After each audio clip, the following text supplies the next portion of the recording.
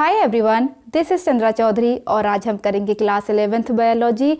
आपका जो टर्म 2 का चैप्टर ट्रांसपोर्ट इन प्लांट है वो चल रहा है और आज हम करेंगे इसका लेक्चर नंबर 4।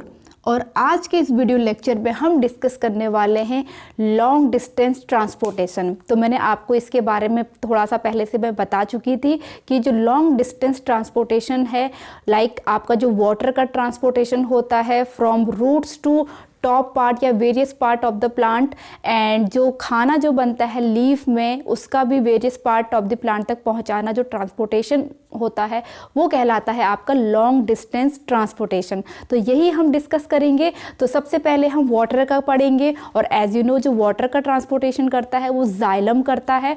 और जाइलम तक ऐसा तो है नहीं कि प्लांट्स जो है वो डायरेक्ट जाइलम में पानी आ जाता है और पाइलन का कंडक्शन करता है अपवर्ड्स की ओर, ऐसा नहीं होता है। सबसे पहले जो रूट हेयर प्रेजेंट होते हैं किसी भी प्लांट में वो एब्जॉर्ब करते हैं वाटर को और पहुंचाते हैं जाइलम तक। उसके बाद जाइलम उस वाटर को या जो भी मिनरल्स उसने सक किए हैं वो पहुंचाता है various part of the plant body तक। ठीक है, तो सबसे पहले इसलिए आज का जो हमारा वीडियो लेक्चर है वो बेस्ड है आपका absorption of water in plant की जो रूट हेयर होते हैं उनसे कैसे पानी एब्जॉर्ब होता है और कैसे वेरियस लेयर से होते हुए वो पहुंचता है आपके जाइलम तक। अब इस प्रोसेस को समझने के लिए हमें स्ट्रक्चर को समझना भी बहुत ज़रूरी है। तो चलिए पहले हम स्ट्रक्चर बना लेते हैं लेयर बाय लेयर, तब जाके आपको कैसे इसमें एब्जॉर्प्शन होता है, कैसे पहुंचता है, ये सारी चीज़ें भी हम समझ जाएंगे। तो चलिए डायग्राम सबसे पहले बना लेते हैं। तो सबसे पहले यहाँ पर लेयर हम बनाएंगे। ये आपका रूट हेयर है, 1 रूट हेयर, ये आपका 2nd रूट हेयर। और ये सबसे पहली लेयर एज यू नो जो होती है उसे हम एपिडर्मिस कहते हैं। ये एपिडर्मिस हमने बना ली है। तो इसे हम लेबलिंग भी करते चलेंगे ताकि आपको डायग्राम बनाना भी आ जाए, क्योंकि बायोलॉजी का मतलब है कि आप डायग्राम से चीज़ें समझो। अगर डायग्राम क्लियर होंगे तो आपके जो भी कंसेप्ट हैं वो भी बन जाएंगे और वो भी क्लियर होते जाएंगे। तो these are root hair, root hair. और फर्स्ट लेयर जो है ये है आपकी एपिडर्मिस, एपिडर्मिस। अब हम अलग अलग लेयर को अलग अलग पेन से मैं बनाऊंगी ताकि ये अच्छा विजिबल हो। अब एपिडर्मिस के बाद सेल्स होती है जिन्हें हम कॉर्टेक्स कहते हैं और ये लूजली पैक्ड होती हैं। ये सेल्स इस ढंग से पैक्ड हैं, लूजली पैक्ड होती हैं और पैरेन्काइमेटस सेल्स होती हैं ये। इस तरीके से हम 2nd लेयर बनाएंगे और इस लेयर का नेम है cortex. This layer is known as cortex. Clear है। अब इस लेयर के बाद आपकी नेक्स्ट लेयर आती है जिसको मैं रेड लाइन से बना रही हूँ। इस लेयर को कहते हैं एंडोडर्मिस। बहुत इम्पॉर्टेंट लेयर है क्योंकि इसमें ही कुछ चीज़ें पाई जाती हैं जो वाटर के कंडक्शन के लिए रिस्पॉन्सिबल होते हैं और बैरियर के लिए भी रिस्पॉन्सिबल होते हैं। तो सबसे पहले इस लेयर का हम नेम लिख लेते हैं जो रेड कलर से मैंने यहाँ पर बनाई है। This layer is known as endodermis, endodermis. Clear. अब एंडोडर्मिस के बाद अगेंस्ट कुछ सेल्स होते हैं, ब्लैक पेन से बना रही हूं, लूजली पैक्ड होते हैं ये सेल्स। इन सेल्स को बोला जाता है पेरिसाइकल सेल्स। इन सेल को बोला जाएगा पेरिसाइकल सेल, पेरिसाइकल सेल्स। ठीक है।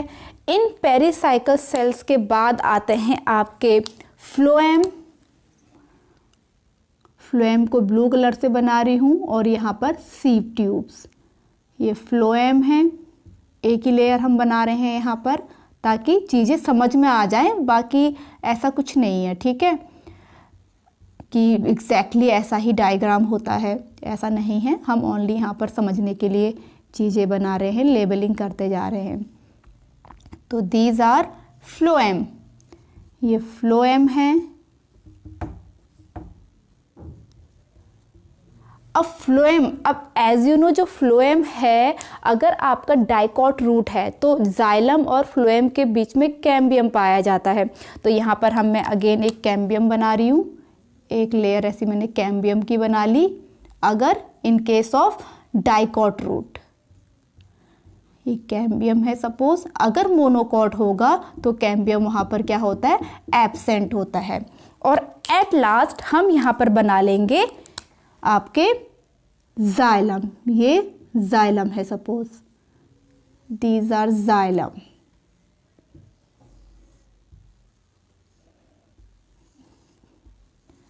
These are xylem. तो देखिए हमने लेयरिंग बना दी है। तो आई होप ये क्लियरली विजिबल है और समझ में भी आ गया होगा आपके। अब हमें पढ़ना क्या है कि रूट हेयर से कैसे वाटर एब्जॉर्ब होता है और कैसे वो यहाँ से होते हुए पहुँचता है जाइलम तक। फिर जाइलम क्या करेगा, उस वाटर को various part of the plant body तक पहुँचाएगा। तो देखिए इसके लिए टू मीन्स होते हैं, टू मोड्स होते हैं। फर्स्ट वन इज, फर्स्ट को कहते हैं एपोप्लास्ट,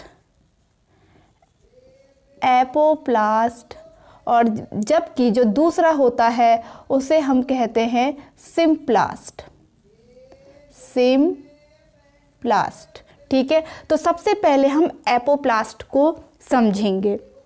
देखिए एपोप्लास्ट, ये वाले को मैं एपोप्लास्ट से समझाऊंगी रूट हेयर, और जो सेकंड रूट हेयर बनाया है उसको मैं सिम्प्लास्ट से समझाऊंगी। ठीक है, तो एपोप्लास्ट को यहाँ पे मैं ब्लैक कलर से बना रही हूँ।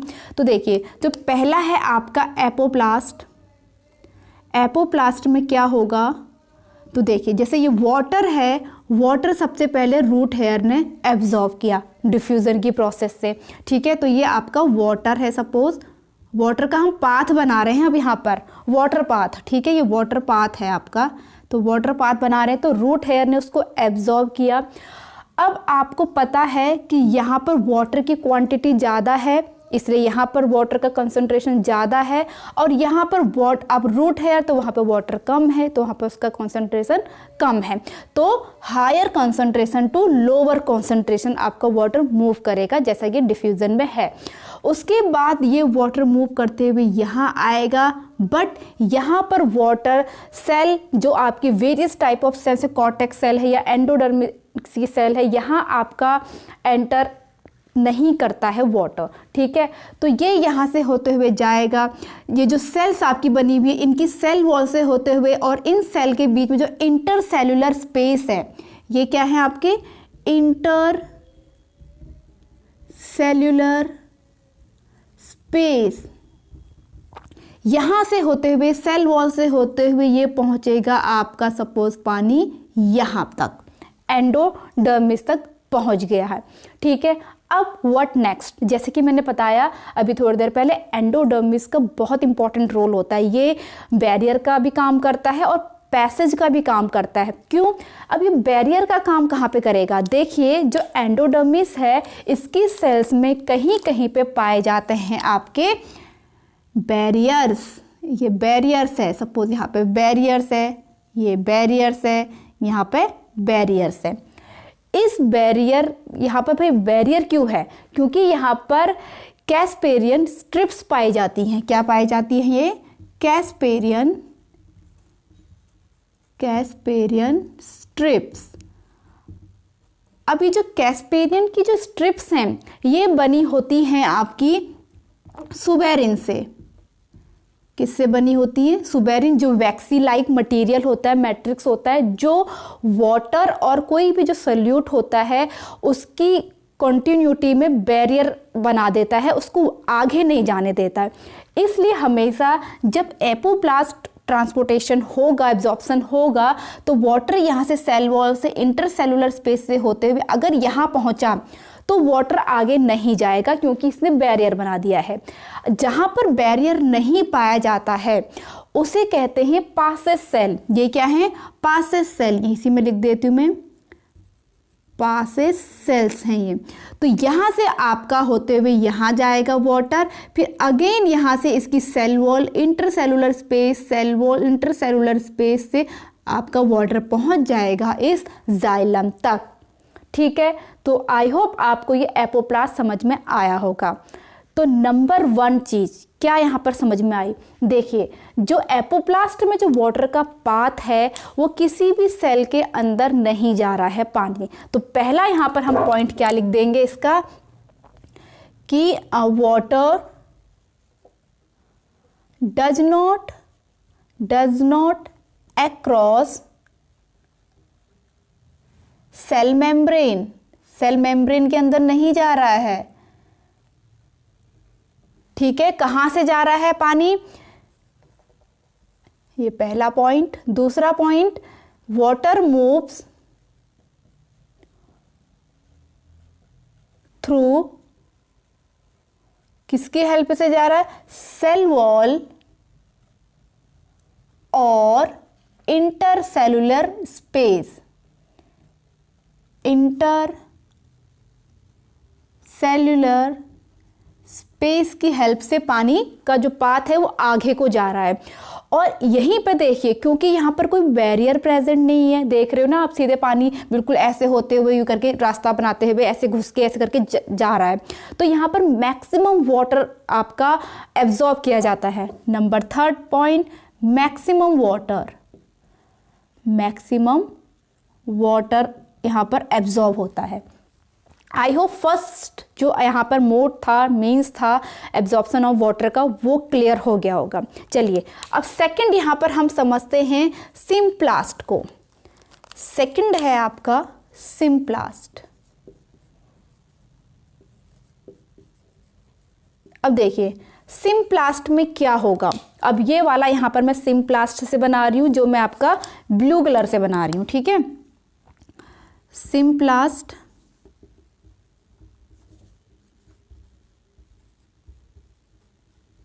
यहाँ पर देखिए अब पानी यहाँ से एब्जॉर्ब हुआ रूट हेयर में। ठीक है, अब रूट हेयर में जब यहाँ पर पानी एब्जॉर्ब हुआ तो यहाँ से फिर ये यहाँ पर इंटरसेलुलर स्पेस में ना जाके ये जाएगा सेल के अंदर। ठीक है, अब यहाँ पर सेल मेम्ब्रेन के अंदर जा रहा है, प्लाज्मा मेम्ब्रेन के अंदर जा रहा है। और एज यू नो जो प्लाज्मा मेम्ब्रेन होती है वो सेमी परमेबल का काम करती है, और सेमी परमेबल अगर लग जाती है तो वहाँ पर प्रोसेस होती है ऑस्मोसिस की। तो ऑस्मोसिस के थ्रू पानी यहाँ से जाएगा आपके सेल के अंदर। अब यहाँ पर देखिए, यहाँ पर क्योंकि वाटर की क्वांटिटी ज़्यादा है तो यहाँ पर आपका हायर पोटेंशियल है वाटर का एज कंपैरिजन टू इस रूट हेयर के, क्योंकि रूट के अंदर वाटर की जो क्वांटिटी है या उसका पोटेंशियल कम है, तो मूव करेगा बाहर से अंदर की ओर। उसी तरह से यहाँ देखिए जो फर्स्ट सेल है यहाँ पर वाटर की क्वांटिटी और कम है इस रूट हेयर के कंपैरिजन में, एंड यहाँ पर ये जो सेल है वो अपने सराउंडिंग से आयंस को सक करता है, एब्जॉर्ब करता है। लाइक आपका सोडियम आयन है या फिर कैल्शियम आयन, क्लोरीन आयन है, उनको ये सक करेगा।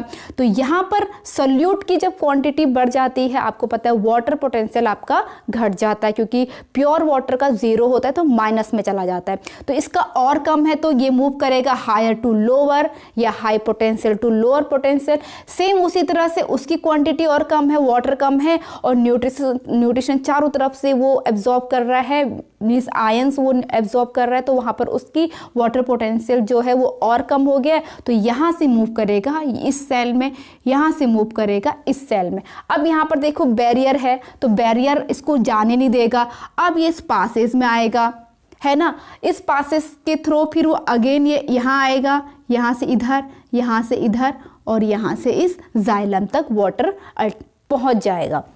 समझ में आया इतनी बात? तो यहाँ पर आपने क्या सीखा?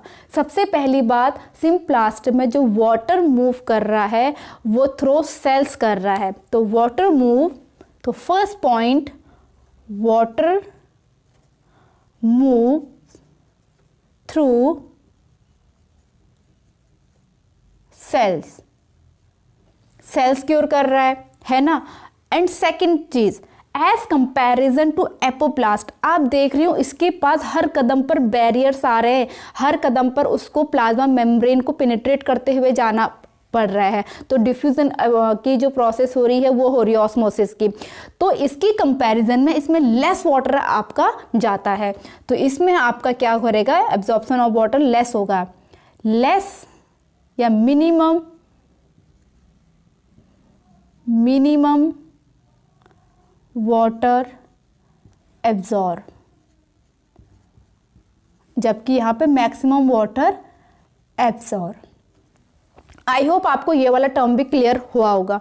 अब यहाँ पर देखिए एक इम्पॉर्टेंट चीज़, अब यहाँ से इस सेल से इस सेल में वाटर कैसे जा रहा है, ठीक है। यहाँ पर जो पेनिट्रेट करते हुए जा रहा है ये, यहाँ पर स्ट्रैंड्स होते हैं, उन्हें हम कहते हैं प्लाज्मोडेस्मेटा। क्या कहेंगे, इन पाथ को plasmodesmata. These are known as plasmodesmata. इसके थ्रू ही, इसकी हेल्प से ही वन सेल से अनदर सेल में वाटर मूव करता है, जाता है, ठीक है। अब यहाँ पर देखिए वन इम्पॉर्टेंट चीज़, जो एपोप्लास्ट का पाथ है वो होते हुए जब वो एंडोडर्मिस में जब वो एंटर करता है तो यहाँ पर वो उसके प्रोटोप्लास्ट से मिक्स हो जा रहा है। दैट मीन्स इसके अंदर जो पासेस हो रहा है वो सिम्प्लास्ट हो रहा है। ये बात आपको नोट करने की है। यहाँ पर देखो उसको एंडोडर्मिस जो पासेस सेल है उसको पेनिट्रेट करते हुए जा रहा है। भले ही यहाँ से जैसे उसने पेनिट्रेट किया या आगे बढ़ गया तो वाटर अगेन कैसे जा रहा है, आपका एपोप्लास्ट का पाथवे बन गया है। लेकिन एंडोडर्मिस के वहाँ पर जो वे होगा, पाथवे होगा, एब्जॉर्प्शन होगा, वो सिम्प्लास्ट ही होगा। I hope it is clear to all of you. तो आई होप ये लेक्चर जो है वो आपको समझ में आया होगा। जो दो मीन्स थे इसके, सिम्प्लास्ट और एपोप्लास्ट, वो क्लियर हुए होंगे। अगर वीडियो अच्छा लगा हो तो please hit the like, leave the comment, subscribe to my channel and press the bell icon. मैं अपनी नेक्स्ट वीडियो में, अब वाटर हमारा जाइलम तक पहुंच चुका है, अब जाइलम से कैसे वो अपवर्ड मूव करेगा इसे हम पढ़ेंगे। तब तक के लिए stay tune, stay healthy, stay connected, bye bye.